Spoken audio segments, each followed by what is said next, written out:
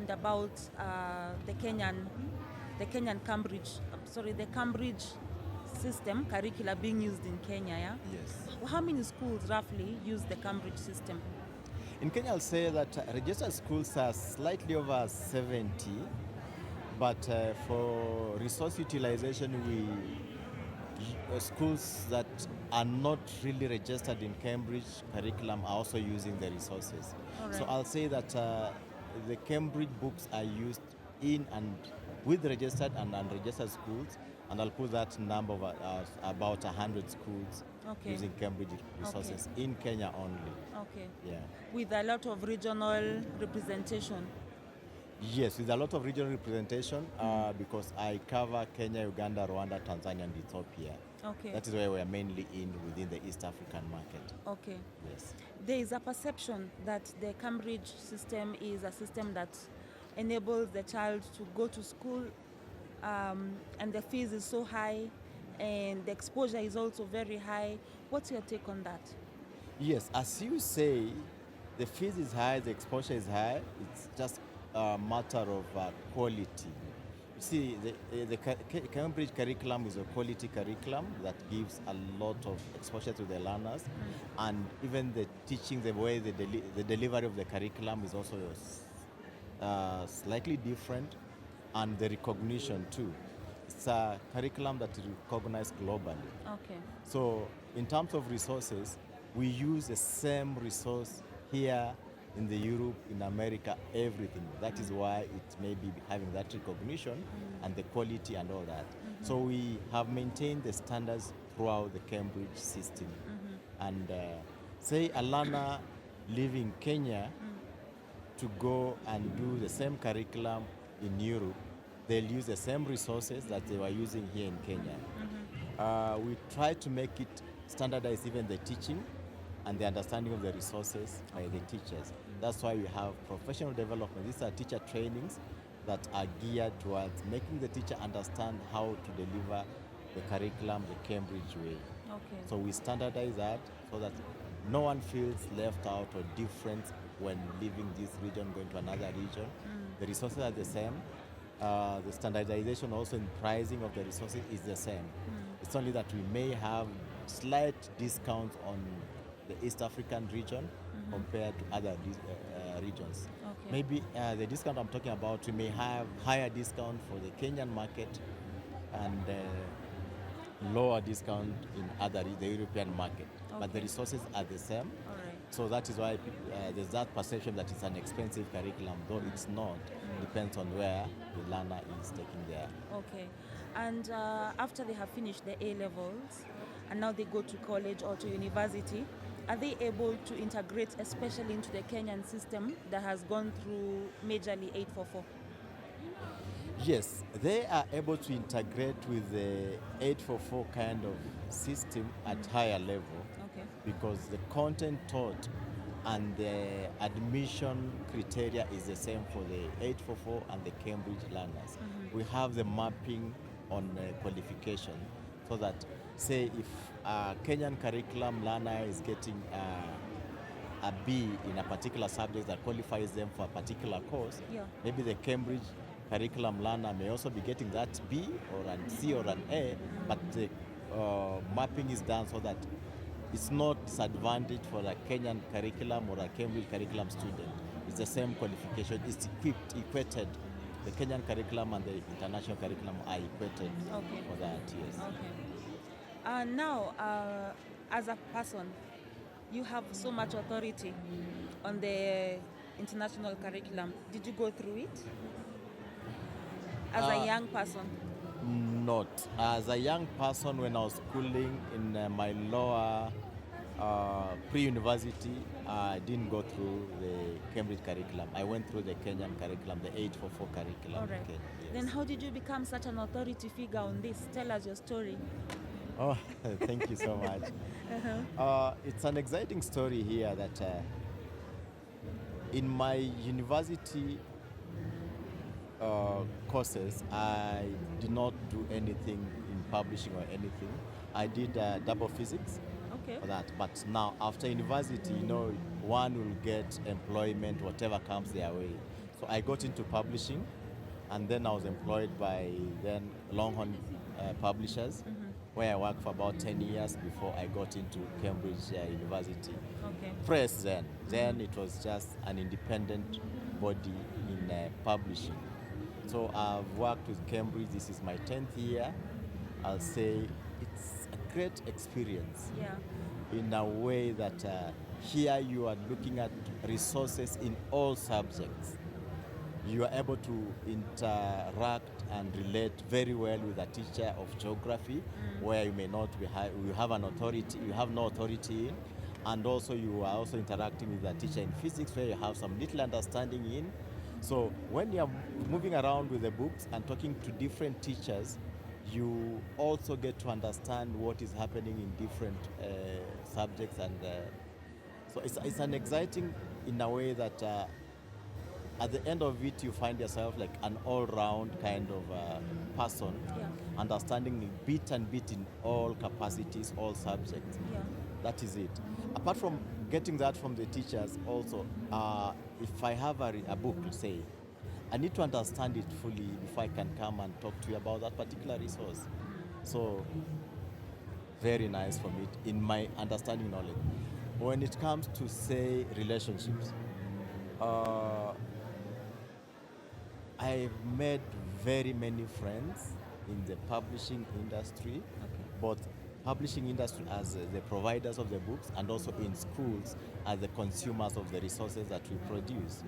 So I wouldn't say it's a bad experience having joined Cambridge or publishing, because I've gained a lot in it. It's an exciting, All right. apart from the other one, which is not really related to publishing, the Oh, yeah. traveling. The I travel. travel quite a bit, courtesy of meeting my customers. With that experience, the traveling, the connections you've made, the education systems within countries, the integration of it, when are you going to put it down for us to read? So say that again, sorry. When are you going to put it down for us to read? To put it down. Yes, your story. Wow. Have you ever thought about being an author? Yes, I've thought of being an author, and maybe the authorship skills are the skills that I need to acquire. If Yeah. not, if I can narrate my story and someone writes about it, I'll be happy to read. Yes. But I say publishing has made my life and all the experiences in small ways. Whenever we are meeting as sales representatives, then we have memories that we share and laugh about and all that. Surprisingly, we've come up with a community that still remembers 20 years events, experiences, and all that. When we'll run to different meetings and call competitor, like there's a meeting tomorrow at this particular education office, may you come, and all that. After work, when you meet in the evening and reflect on how the day was and all that.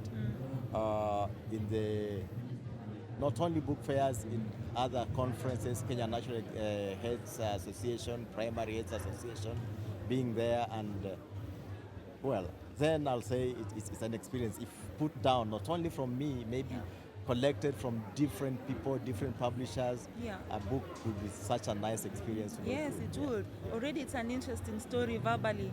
I'm sure when you write it down and target to write it down for the reader to read, it will be such an awesome story. Yeah. I Yeah. think that's a challenge. I need to think about it. And Yeah. yes, true. Okay, now on the book fairs, yeah?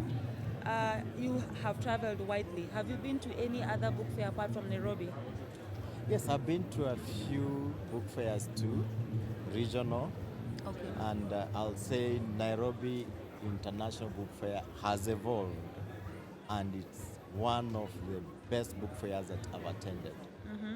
The evolution, I started attending the Nairobi International Book Fairs, I think when it was in their maybe 15th, 14th edition. All right. This year is 25th edition, and Yeah. yes. Okay. A What lot what of- growth have you seen, and what do you anticipate in the future? What do you expect to see? What I've seen change is, one is the number of exhibitors. Then there are not as many as there are today. Okay. Two, the kind of the length the exhibitors get into to showcase what they have and all that. Then we never used to have any television screens in the booth. Here we have no stand has no television set. Before, television sets will only come with laptops and try to show what we have in digitally. I'll say this has been necessitated because the kind of products that are coming in now are also digital in nature. And if it's in digital in nature, you cannot have a digital resource that you'll market in a print form. So you need to have technology that will enable you showcase your product digitally because it's there to be used digitally. Yeah. So that is another evolution. Then it was just print, standalone print resources. Now we are having digital resources that are embedded into print resources, and we also have standalone print resources that we are showcasing in the current book fair, which was not there before. Yes. The number of people coming to the book fair, I mean, the exhibitors the number of exhibitors has increased, but also the people coming to see what there is in the book fair is also rising. Yeah. We have so many walk-in clients that are moving in and understanding what is happening differently. Coming to Cambridge, I'll say we are happy to be in this exhibition because we may be the only international publishing firm with a curriculum that is exhibiting here. Okay. Then it was just local publishing, and many other publishers will come just to do that for the local curriculum sake. Yeah. But now we are here giving the international curriculum and also the international publishing firm supporting the international curriculum that we're giving. What can you tell a parent who's aspiring to take their children to the international curricula offered by Cambridge? How can they get in touch with you as well? Yes. A parent aspiring to take their children to international curriculum, I'll tell such a parent that, well, it's not an expensive curriculum, so expensive not to afford, but it's a relatively high-cost curriculum. Yes, I agree, but the benefits from it are quite enormous too. One, it's a globally recognized curriculum. Two, it's a curriculum that a learner or that particular child will continue in the event that the parent, say, is transferred from Kenya to Uganda to Tanzania to America to that continuity. Yeah. There's no stop in the following of the curriculum. That is the other advantage. And lastly is we have all the support to such a learner and to such a parent. They shouldn't fear that my learner will lack the resources to use or the support from Cambridge for them. We support learners, we support parents, we also support schools and teachers in the delivery of the Cambridge curriculum. So I'll encourage any parent who will get into the Cambridge curriculum, they are there. About the cost, it's only maybe the school that they could choose that will be a cost-effective school, a cost-friendly school to their pocket, and the support is there. Reaching me, if you go to the Cambridge website, you can always get to search the rep for particular area. It's a very friendly website where you input in the country where you want to find the person to support you. Click search and you'll get that person that will support you. So if you are in Kenya, click Kenya, then search, and my name will pop in there with my contacts. Then you can always reach out to me. My telephone number and email address. All right. It's been a pleasure to have you and to give us more information about the Cambridge curricula and how it is in Kenya and also within the region. Great. What parting shot do you have for the organizers of Nairobi International Book Fair? Parting shot will be kudos to what they are doing. We are happy about them gathering us, all publishers together. It's an annual event that brings us all together. The only thing that I would wish them to consider maybe in the future is to look at the noise level. I would love to have the book fair condition being like a library condition.